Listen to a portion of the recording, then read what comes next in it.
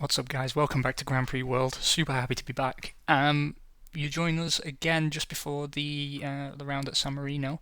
We managed to get Pedro Diniz to qualify in 8th, with Mika trailing on 13th. As I recall, we're still not very happy with how Mika is performing. There doesn't seem to be an inherent problem in the car. Certainly, Diniz's performances show that it is capable of certainly a top 10 qualification. Eddie Irvine had a bad day at the office, so did Damon Hill.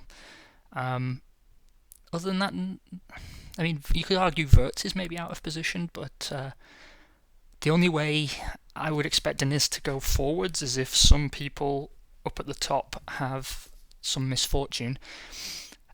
Now, as I talked about in the channel cleanup video, we're actually going to skip this race, or at least it won't be on camera.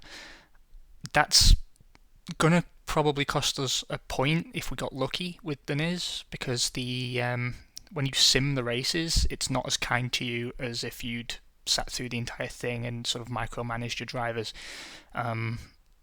That's a sacrifice I'm willing to make for season 1, because, as I also said in that video, a lot of you who have corresponded with me, and I'm very grateful for that, have said that you prefer to sort of develop an understanding of why I'm making the decisions I'm making and how things progress round to round, and it's all getting sort of lost in the noise of the races and the qualifying sessions, which, extend the videos out massively as well. What we're going to do is, in this episode, and I don't know if it's going to run across 2 or maybe even 3 episodes, but we are going to begin simming the races for the remainder of this season. Simply for the reasons I've outlined, but also the car we've got this year and the engine and so on, the sponsors, that's not our work. That's just what we started the game with. So, anything that we do well in the races or do poorly is kind of, our influence over it is not exactly massive. Whereas next year, when we've got a car where we've negotiated for the power plant, we've overseen the design of it, then obviously we're going to be more interested in how it performs on the track. So I'm going to cut the video now. I will sim through the race, and I will see you for some serious heated debate over how we proceed with the team. It's not been the best start to a season. I don't mind confiding in you that we are well behind where I would normally expect to be in terms of negotiations with suppliers and sponsors. So we've got some legwork to do. See you soon. Before I can sim the race, I actually have to go through the first lap or two, and what's amazing is Diniz has actually gained a place straight off the start. I also saw a Sauber started from the pit lane. I'm not entirely sure why that is, but maybe it's explained to us in the news after the race. But Diniz is on fire. I'm waiting to see some sector times and so on, or at least lap times, but to have gained a position given the cars that were ahead of him, and he was momentarily 6th there. His synergy with our car is brilliant, and actually Salo's getting 2 places on this lap. What we'll do now is get him to hold position. Oh great, he's broken his front wing.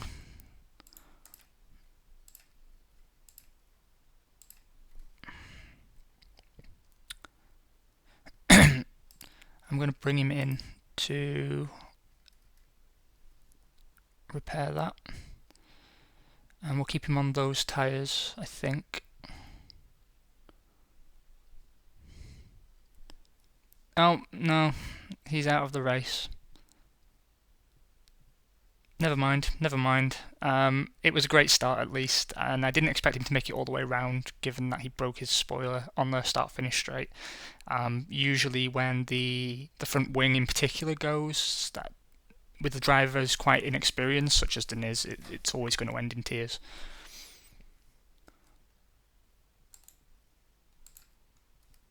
So, as you saw, Diniz out of the race, but Mika came home a respectable 9th, so he did gain 4 places throughout the course of that race,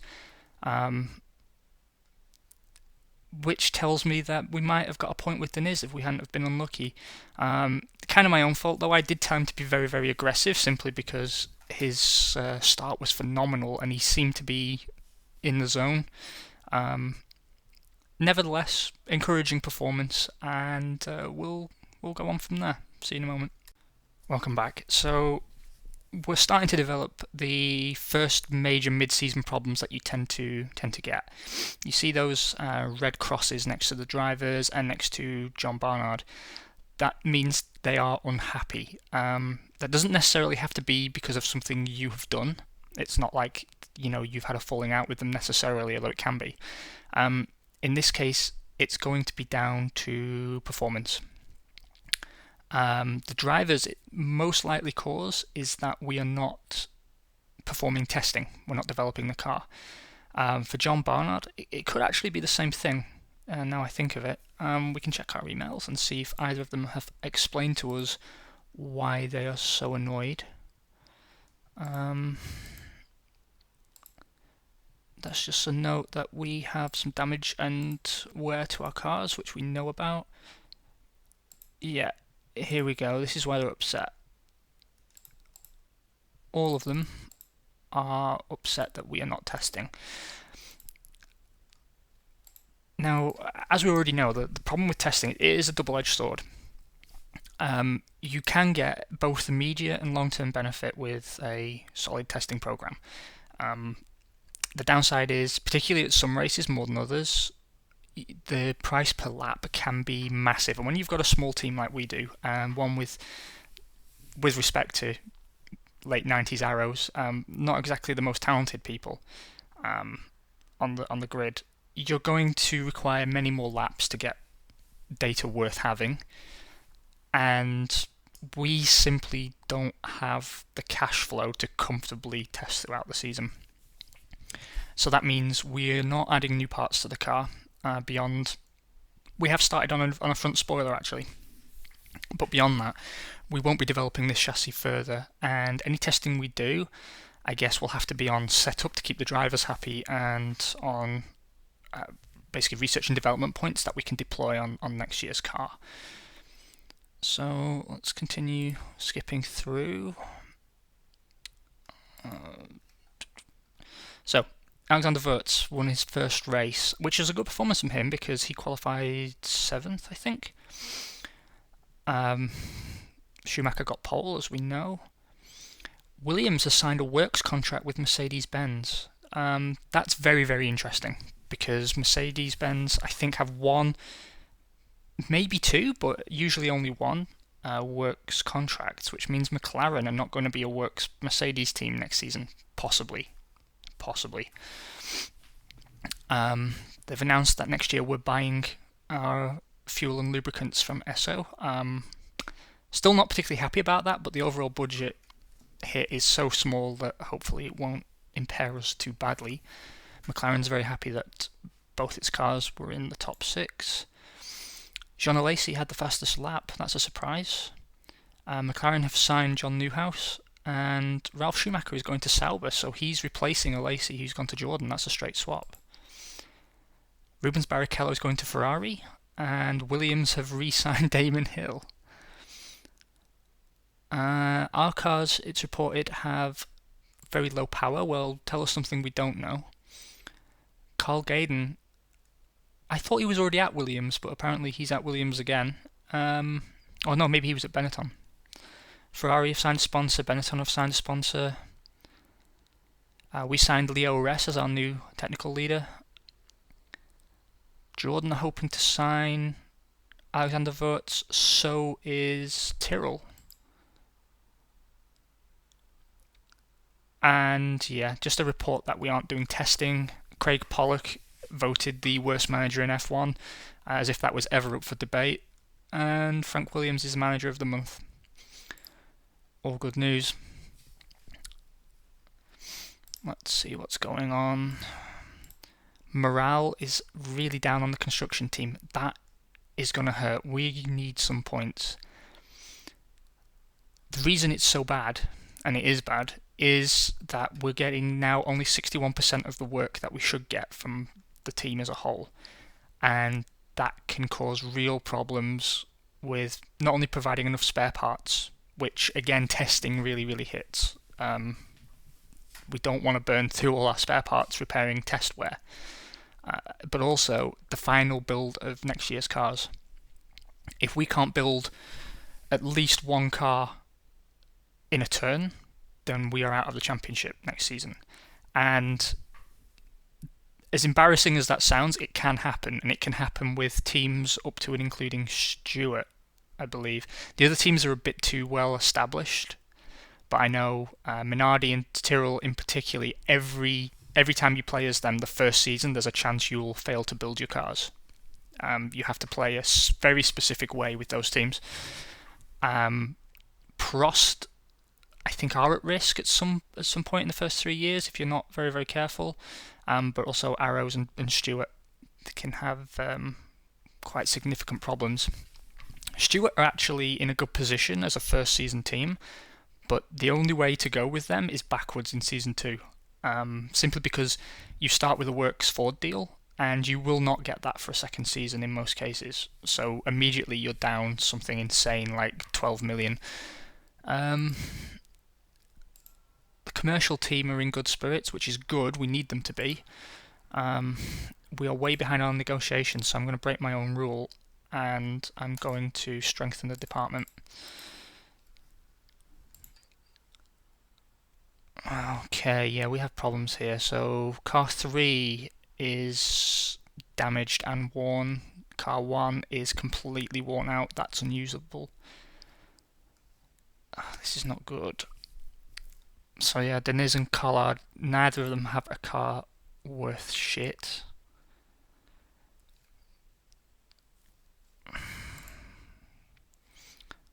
We finished the CFD stage for our new diffuser. It wasn't a new front wing.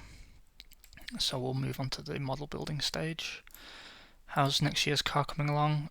Really, really badly. I'm going to have to cut the staff numbers here. We really need next year's car to be an improvement at some level. Yeah, we're going to be in the wilderness for a few seasons, I'm afraid. Now we have a decision to make. We can effectively trade money for production here, but it is a very slim. The benefits are very, very slim, because due to a quirk in the system, sometimes you have enough production to build an entirely new car, but not enough production to build enough spare parts to get both your race cars in good condition. Obviously, the cost of producing a new car for this season is significant. In this case, 400,000. But we would build one complete brand new car, and that would mean one less car to tinker with and repair to bring into race condition.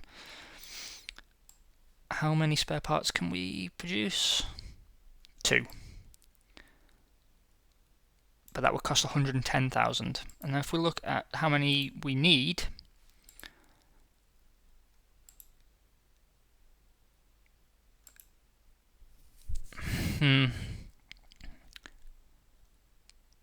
three spare parts total is not enough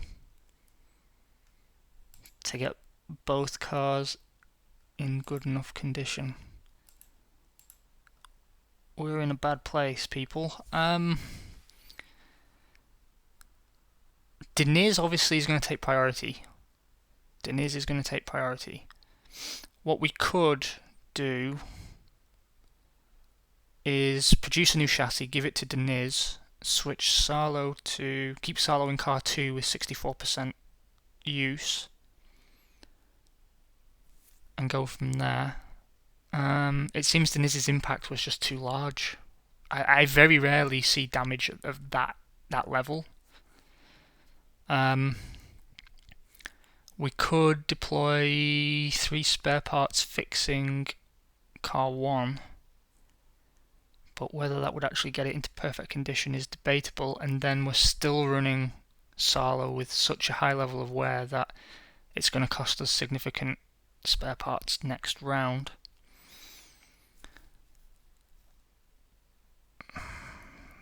But we need money for the final build of next year's cars.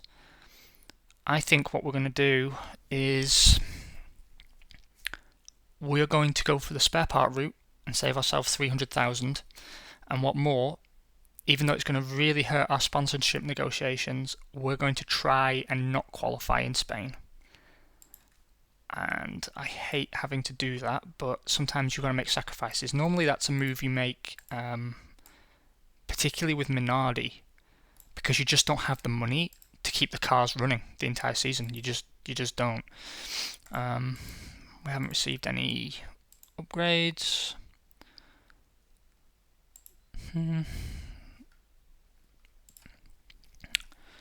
And I'm sorry boys, but you're not doing any testing today.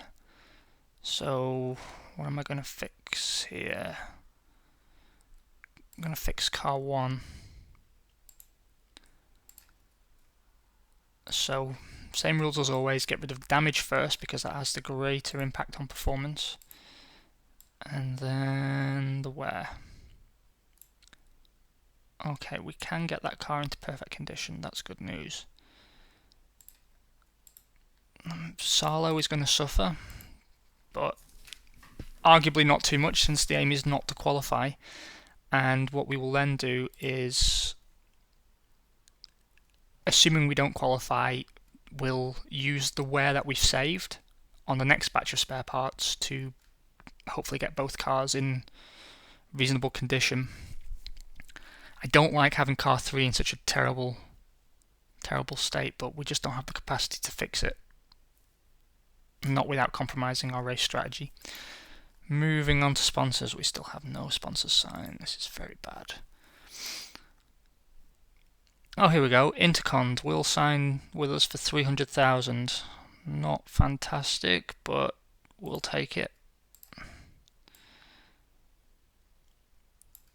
How's things with Castrol? Not good. Who else were we negotiating with? Anyone? Nobody?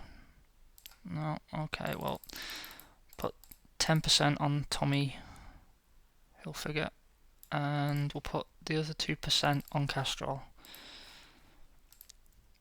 Tyres, we can get a customer deal, but we'll hold on.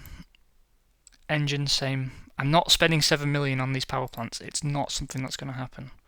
We've got to chase that partner deal. Are we inviting the right people? No, we are not. Let's get rid of Intercon. They've signed with us now, and we'll bring Tommy.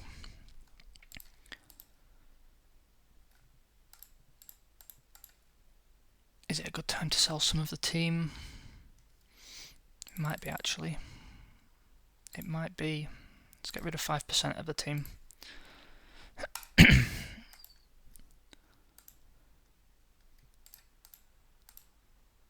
Are we good for everywhere else? It appears so.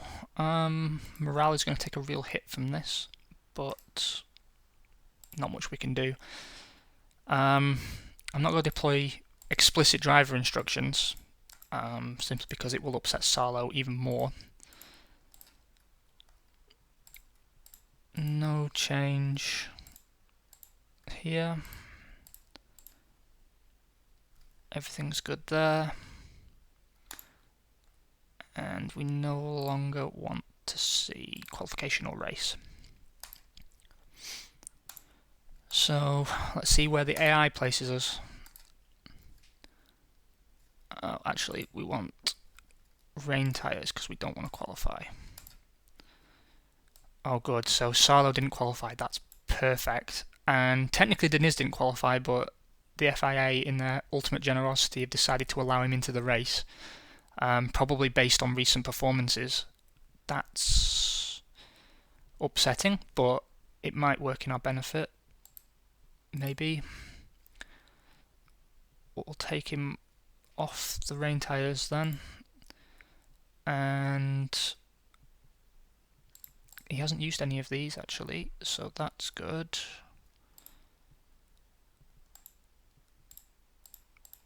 They always overfuel the cars, that's something else to bear in mind. We'll keep him on a 2-stop strategy and hopefully he can make something of it, but I don't like that we're running him, to be honest. Can I put him on the wets? Why would I do that? Because he's got to finish the race anyway. Alright, off you go, Diniz. Well, credit where it's due, coming home 10th. That really isn't bad, actually. I expected much worse. Still no points, though. And now we're to Monaco. Let's see. So we made some progress here with Mugen. I think it's really important that we bring them along to Monaco, actually. That could really help our case. Same with Castrol. We should bring them along. And I guess we'll bring Tommy as well, because... actually, no, we won't, because guess what? They're only giving us 100 grand. Ah, sod it. We'll sign them, and then we'll go for another one-star sponsor that we can pick up relatively quickly. The car for next year does not exactly look lively. Yeah, I am concerned about how things are going. Salo managed to damage his car in that session.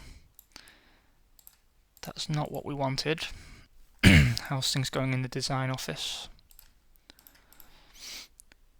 We've had some progress on next year's car, still not great, still running an efficiency of 12%. And also we've killed progress on the diffuser.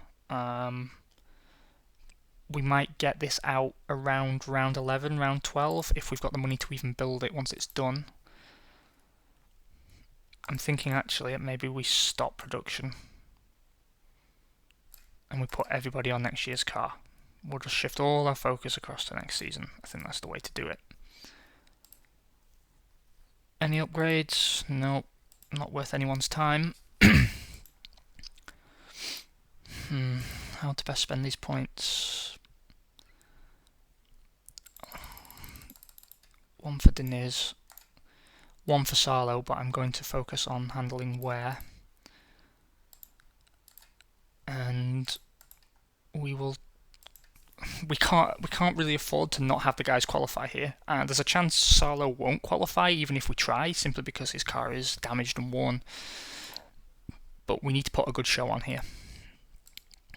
I think that's fair to say. I should point out as well, we could half-arse the diffuser, right? I mean, see here, we can click and say finish here with only this level of progress. And all it will do, it will still produce the part, but it will be have less effect on the performance of the car. And given that our handling is really, really poor, and Diniz is doing so well, it would have been nice to have this diffuser ready for Monaco, but we just don't have the development capacity. Maybe next season or the season after we'll be able to bang out an upgrade package in time for round 5, round 6, but it's not the case at the moment. I have to say I'm surprised how well reliability has been. The damage we've picked up so far has been from accidents. We haven't had reliability problems, and given that particularly electronics and the throttle are prone to failure according to our own data, that's a surprise. We've been very fortunate. Yeah, everyone's with us. We will spend more money here because we really need to. I'm also going to pull some guys off the actual contract negotiations and move them onto hospitality, which I know isn't exactly the best idea. You can come as well.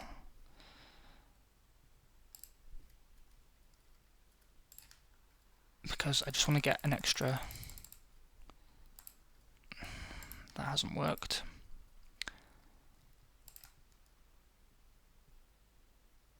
So I'll pull some off the Tommy deal. And we're going to switch Tommy out for Bridgestone, actually, because we need tyres. Oh no, they won't come. Sorry for doubting you there, Tom. Let's see if we just can't get an extra... No, we can't. In that case, it's just not fucking worth it, is it? We will put stuff back then. Put 5 here, an extra 5 on the engine. And we'll go from there. Okay, I'm going to run this race, and then I'm going to cut the video and probably call it an episode. And I know that's super short considering we've got a full season to go through, but I have no idea how much hard disk space I have, and I don't want to screw up the video. And maybe I'll just turn this into a series of shorter films. We don't need to worry about any of this. I'm going to keep Salo on the hard tyres, I think, and go split strategy. In fact, I might even put Diniz on the hard and go for less pit stops, and maybe we can gain places that way. Yep, that's exactly what I'm going to do. That's exactly what I'm going to do. Does damage our grip levels pretty significantly.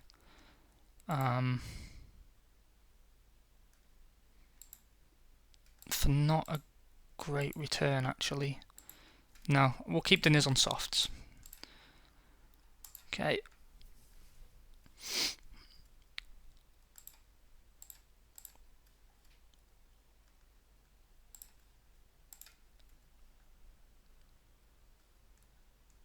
Qualify, motherfuckers. 11th and 12th.